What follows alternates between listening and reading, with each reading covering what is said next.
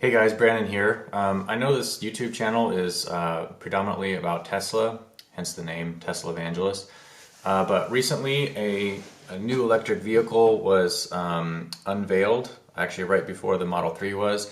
And this is the Bollinger, I guess you'd call it a truck, SUV, essentially a Hummer.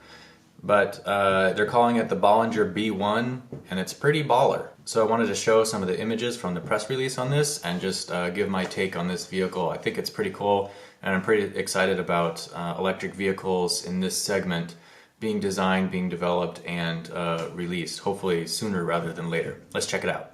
So to my knowledge, the Bollinger B1 is the first reveal of a electric version of a vehicle like this that's production, or in other words, isn't a conversion kit or something. And it is pretty awesome. I mean, look at this thing. The stance on this is like really solid. The vehicle is rugged, it's gnarly, it's minimal, but it's utilitarian.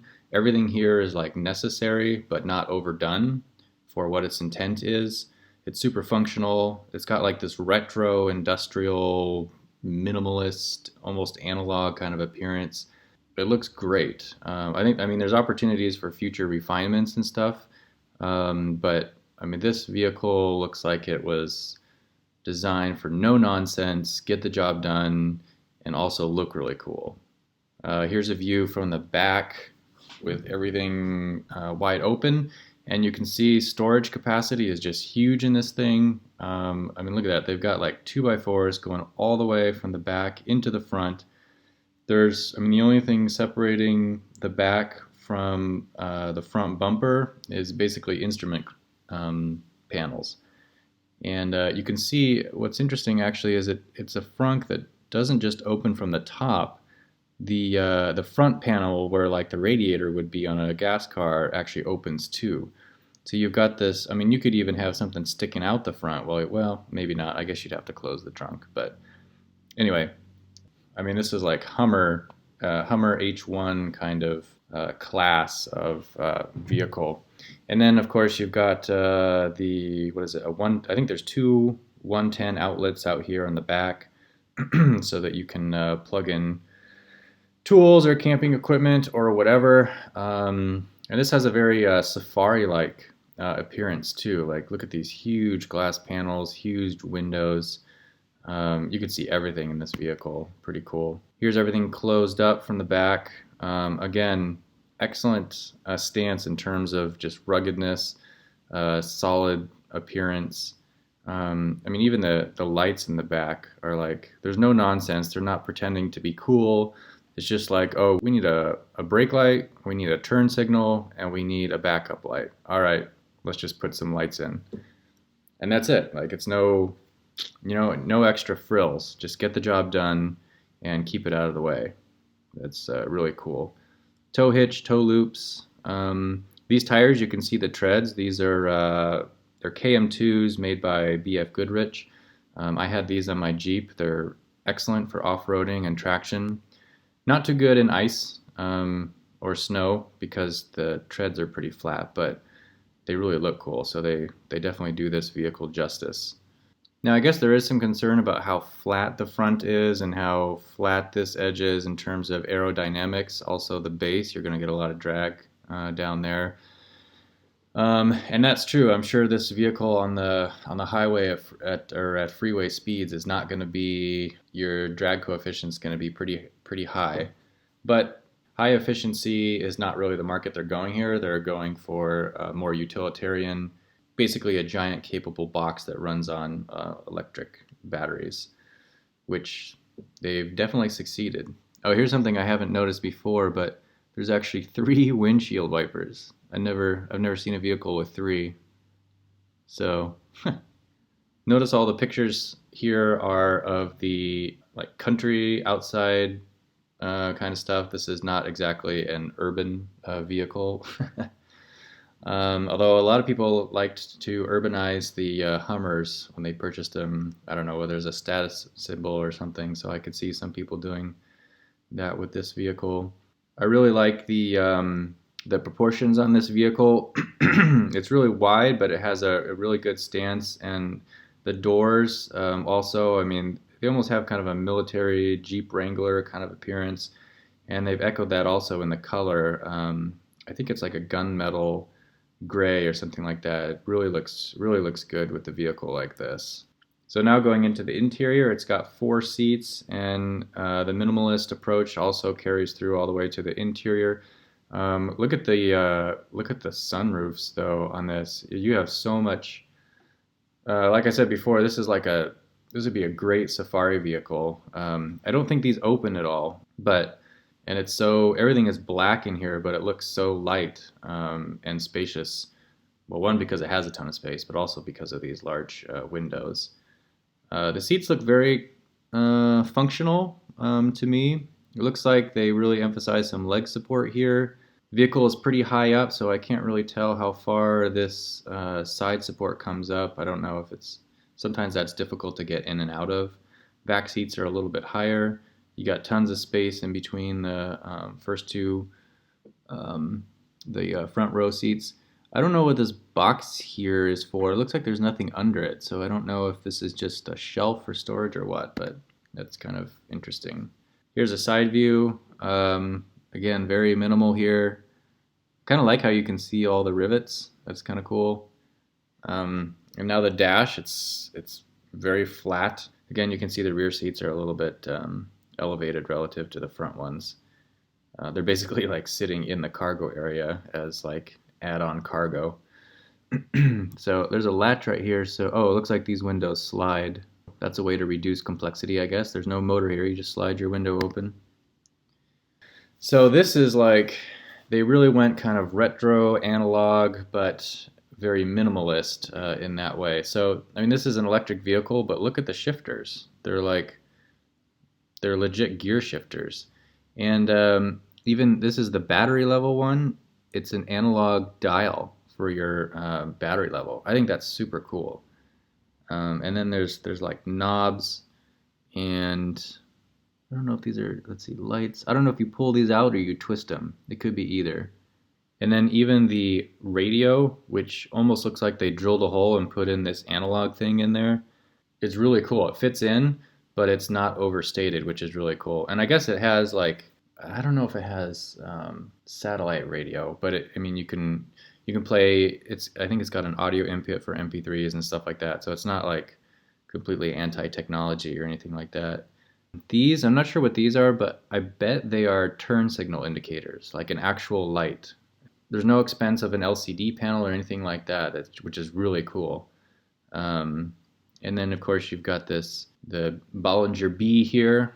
When you get into an accident, it will brand your forehead with a Bollinger B. They also had a different take on the air conditioning and heating vents. These will tilt. You can tilt them away from you, tilt them towards you, and this goes along the entire dash. So it's basically like one long column of air conditioning. I'm not sure how the air gets to the back row. That could be a pitfall, but I'm sure they have some thoughts about that. That's very different, but you know, as long as you can really crank it and it's got a good fan and a good AC or heating element, you know, it works. So those are the release pictures. I wanted to go over a couple of concerns that I had. First is actually from this image. Where are the airbags? I think this vehicle is super cool. I would consider driving one, but I'm not going to buy anything without airbags. I don't want my head to get branded with a B if I get into a head-on collision. I don't see, there's no curtain airbags or side airbags. Like, what happened to the airbags? Is a vehicle street legal without airbags? I'm not really sure. So that's one thing. The second one, let's go to an outside picture. Oop, that one will do. So here, the roof rack that they've got on it. These, if there's any kind of lateral tension or stress on these, it doesn't look like these are very strong. So I'm not sure what the deal is with those, but I'd like to see something a little bit more reinforced on the top. And then finally, let's go back to that tailgate picture. I'm noticing that the rivets, which I really love on all these areas, I think that's really cool, this kind of riveted appearance, but these aren't flush with the back tailgate, and I think they really should be, because if you're dragging heavy loads and stuff out from the tail, you're going to have to lift whatever you're dragging out over these. So one, these could be damaged because they'll be hit by whatever you're dragging out, which, you know, if you've got a vehicle of this size, or if you work in, you know, I don't know, construction or roofing or something, you got some pretty heavy loads that you need to take in and out. So there's a potential for damage there, but also just convenience. You don't want to have to be, you want to be able to slide stuff out on this really cool surface. You don't want to have to be lifting something that's super heavy.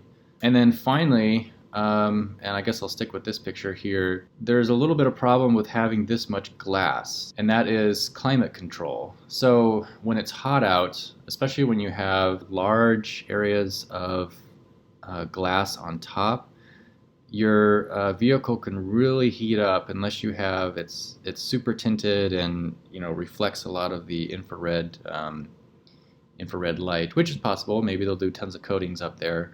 But that's a big potential for not just overheating, but overtaxing the climate control, because you're not just counteracting cabin heat, you're also counteracting, you know, tons of sunlight coming in. And then in the winter, glass is very thin and it doesn't insulate at all. So all these glass surfaces in a winter area, they'll be conducting cold in, and they'll be allowing heat to escape. And this is a large surface area. So this is essentially an uninsulated cabin space. And for places like here in Michigan, that's a problem for the temperatures that we endure. And that's one of the reasons actually in my Model S I didn't want the panoramic sunroof, partly from feedback from Björn's experience in Norway, where since your head is so close to these very cold glass panels, you feel colder than the cabin actually is, and then as a result, you have to use more climate control, which uses more energy, just to stay comfortable. So, you know, maybe it's not a problem. I mean, anybody that's probably going to be driving this vehicle, maybe they don't mind, you know, wearing a beanie and a neck scarf or something on their adventures. So those are kind of minor. The big one here is, if I was considering this vehicle, biggest detractor for me would be the airbags and safety issues. I'm not going to be buying a vehicle without airbags. So yeah, pretty excited about this. I'm excited about new vehicles in this segment. I think the large SUV and truck segment is underpenetrated for electric vehicles. There's a lot of self-employed blue-collar people out there that own their own construction businesses or ranches or you know, whatever, where they need like a serious get the job done vehicle. And those vehicles on the gas side use a lot of gas. They don't get much, they're not very efficient unless you have like a diesel one, but then you're still burning diesel fuel. So I think it's great to see this segment finally having legitimate vehicles being proposed. And hopefully they'll, you know, probably the early ones are not going to be very affordable, but hopefully that will come down, just like in Tesla's case. So there are a few other truck vehicles in development. The first one that I wanted to show here is the Workhorse W15. This is actually a range extended vehicle, so it's got a lithium-ion battery that is actually the same cells as the Model S and Model X. It's the 18650s. This will have an electric range of about 80 miles, and then it switches to a generator to produce electric power. So it's basically the Volt of a truck, which is cool.